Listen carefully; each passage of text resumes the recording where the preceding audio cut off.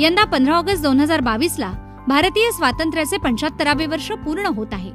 स्वातंत्र्याच्या अमृत महोत्सवानिमित्त हर घर तिरंगा हा उपक्रम राबवण्याचं शासनानं ठरवलंय। या उपक्रमाअंतर्गत देशातील प्रत्येक घरावर दिनांक 13 ऑगस्ट ते 15 ऑगस्ट पर्यंत आपल्या अस्मितेचं प्रतीक असलेला आपला राष्ट्रध्वज फडकवायचा आहे। मात्र आता हा तिरंगा फडकवित असताना या तिरंग्याचा कुठेही अवमान होऊ नये, राष्ट्रध्वज कसा लावावा, कधी आणि कसा उतरवावा याबद्दलची संपूर्ण माहिती आपण या व्हिडिओतून समजून घेऊया। आपला राष्ट्रध्वज हा हाताने कातलेल्या किंवा विणलेल्या अथवा मशीनद्वारे तयार केलेल्या सूत, पॉलिस्टर, सिल्क, खादी किंवा लोकरीपासून तयार केलेलाच वापरावा। प्लास्टिक किंवा कागदी झेंडा फडकवू नये। तिरंग्याचा आकार हा 3:2 या प्रमाणात राहील अशी असावी। राष्ट्रीय ध्वज फडकवताना हवामान कसेही असले तरी तो सूर्योदयापासून सूर्यास्तापर्यंत फडकवावा।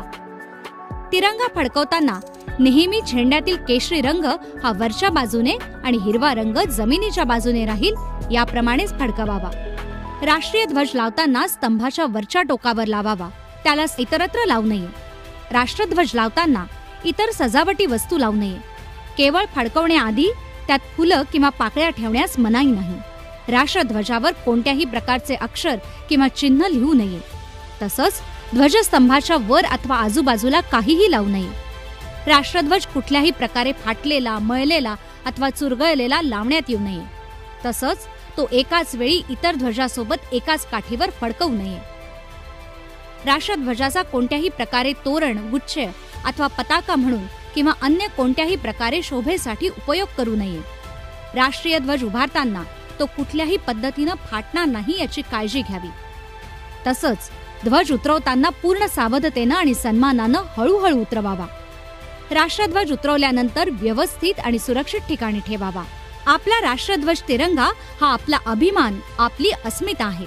त्याचा कुठल्याही प्रकारे अनादर होईल असं कृत्य करू नका। चला, देशाच्या अस्मितेचा गौरव करूया। प्रत्येक घरी झेंडा फडकवूया। हर घर तिरंगा, हर मन तिरंगा। हर घर तिरंगा, हर मन तिरंगा।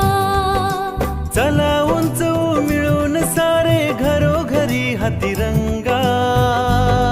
हर घर तिरंगा, हर मन तिरंगा। स्वातंत्र्याचा अमृत महोत्सव साजरा होत असताना आपण सारे नागरिक